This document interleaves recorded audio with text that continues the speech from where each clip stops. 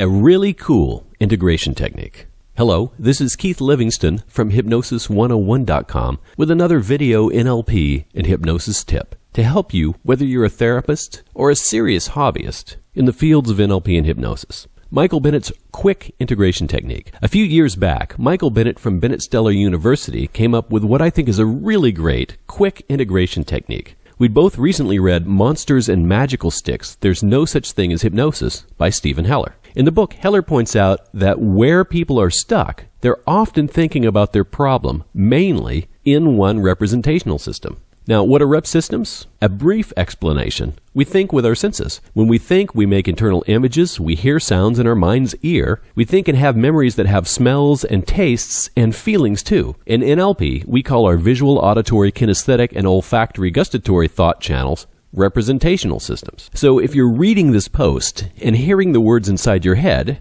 you're using the auditory rep system. You might even try Morgan Freeman's voice. One way of looking at things is that if you're depending too much on one of these systems, you're not using all the problem-solving abilities available to you in your brain. Or simply put, to use all of your brain, use all of your rep systems. Naturally, when people are stuck, it might be a good idea to gently lead them through the rep systems to see if you can shake loose a solution. Now, there's a variety of ways to do this. What Michael did was come up with a format that works really well and really quickly when a person has inner conflict. Here's how it works. 1. When there's an inner conflict, the two sides of the conflict are often using different rep systems to think about their side of the problem.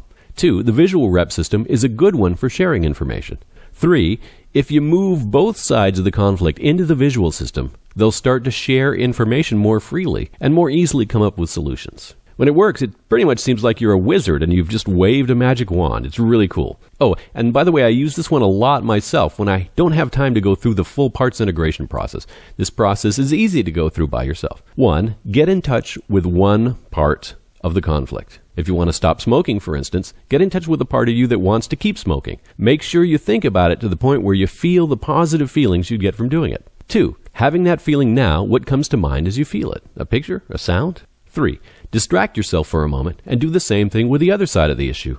In the example, it would be the part of you that wants to stop smoking. Make sure you think about it again to the point where you feel the positive feelings you get from stopping. 4. Having that feeling now, what comes to mind as you feel it? A picture? A sound? The chances are one of those representations is not using much visual firepower. In the next step, we make sure both sides of the conflict share info in the visual realm. If both sides are already well represented visually, something else is going on and this technique is not the best choice for it. Okay, step 5, get in touch with the side that's not strongly visually represented. Get the feeling related to it. If you need to call up some internal audio, go ahead. 6, get imagery to go along with it. Just ask yourself, what visual would go with this? Whatever comes to mind is fine, as long as it goes with a feeling. The idea is to have a visual representation for that side of the conflict. 7, if the other side is also not strongly represented, go ahead and get visuals for that too. 8, now, here's the important part. Make one of the visual representations. And by that, I just mean picture or movie in your mind. As soon as you get the feeling that goes with it, switch to the other one. As soon as you get the feeling with that, switch back. So you go back and forth between these images and movies more and more quickly.